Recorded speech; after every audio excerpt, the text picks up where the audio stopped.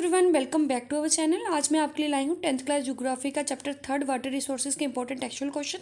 Already मैं 10th class की history और स्विक्स कंप्लीट करवा चुकी हूँ, जिसके लिंक आपको डिस्क्रिप्शन बॉक्स में मिल जाएंगे।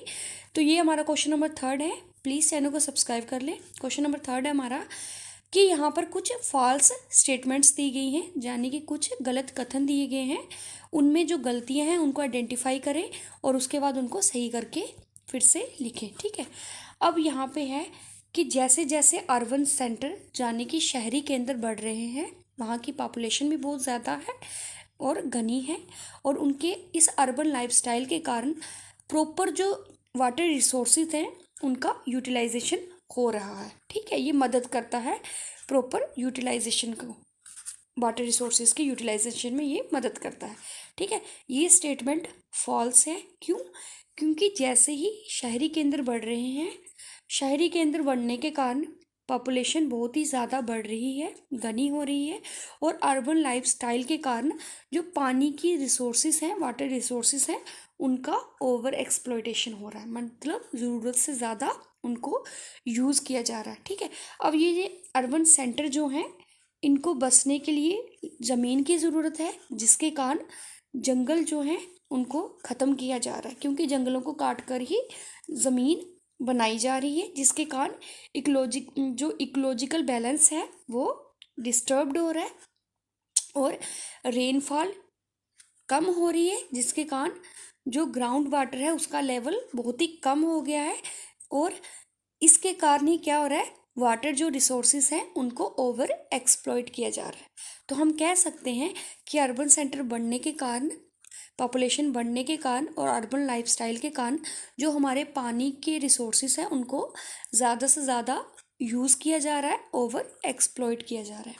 ठीक है, अब दूसरा पॉइंट है हमारा कि जो रिवर्स होती हैं उनको रेगुलेटिंग किया जाता है, जब उनका डैमिंग किया जाता है, वो जो नेचुरल रिवर्स का फ़्लो है और उनके सेडिमेंट्स के फ़्लो को अफेक्ट नहीं करती। ठीक है, ये स्टेटमेंट भी फॉल्स है। क्यों? क्योंकि जब हम रिवर्स के वाटर को रेगुलेट करते हैं, जब उनको डैमिंग करते हैं, तो वो ओबियसली नेचुरल जो रिवर का फ़्लो होता है और उसके जो सेडिमेंट्स का फ़्लो होता है उनको अफेक्ट करते हैं। क्यों? क्योंकि जो नेचुरल फ्लो होता है रिवर्स का और जो उनके सेडिमेंट्स होते हैं, वो जब किनारों पर जमा हो जाते हैं रिवर के, तो वो उस जगह की जो सॉइल होती है उसकी फर्टिलिटी को, उसके उपजाऊपन को क्या करते हैं, इंक्रीज़ करते हैं। इसलिए हमने देखा है कि जितनी भी हमारी पुरानी सभ्यताएं हैं, जैसे हड़प्पा सभ्यता, मेसोपोटामिया सभ्यता, ठीक है, ये सभी रिवर जो बैंक होते थे, जो नदियों के किनारे होते थे, वहीं पर ही बसती थी।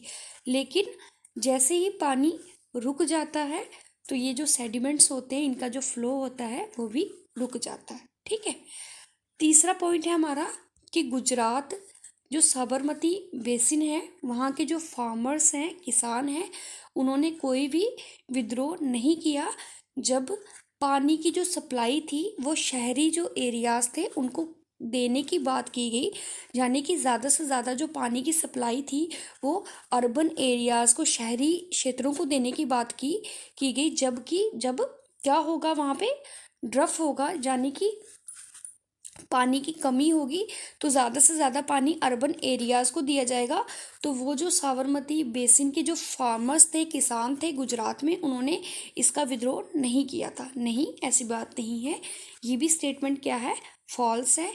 क्योंकि जो गुजरात में साबरमती बेसिन के जो फार्मर्स थे, उन्होंने बहुत ही विद्रोह किया था जब ऐसी बात कही गई थी कि सूखे के टाइम में ज़्यादा से ज़्यादा पानी का सप्लाई कहाँ किया जाएगा, अर्बन एरियाज़ में, शहरी क्षेत्रों में। ठीक है, क्यों?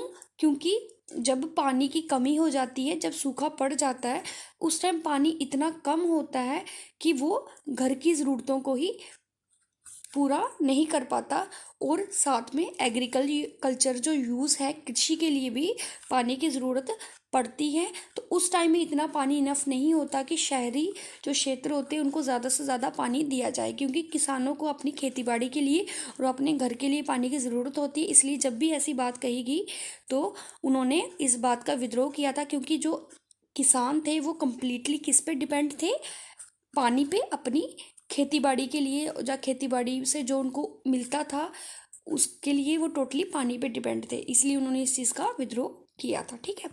अब फोर्थ पॉइंट है इसका कि राजस्थान में आज भी जो प्रैक्टिस है rooftop rain water harvesting. Rooftop rain water harvesting क्या होता है?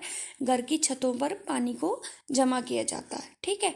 वो आज भी बहुत ही ज़्यादा पॉपुलर है, जबकि वहाँ पे बहुत ही ज़्यादा पानी की अवेलेबिलिटी मिल गई है राजस्थान कैनल के कारण। नहीं, ये स्टेटमेंट भी फॉल्स है।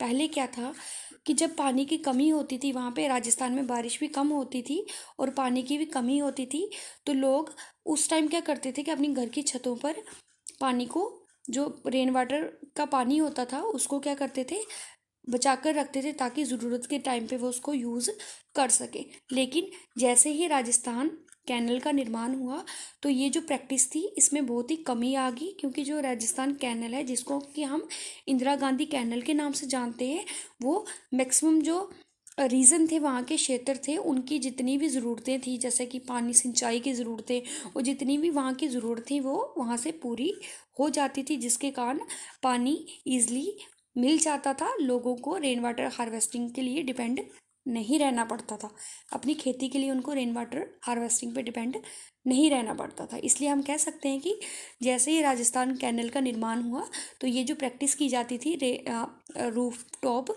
रेन वाटर हार्वेस्टिंग की, इसमें थोड़ी कमी आ गई थी। Thank you.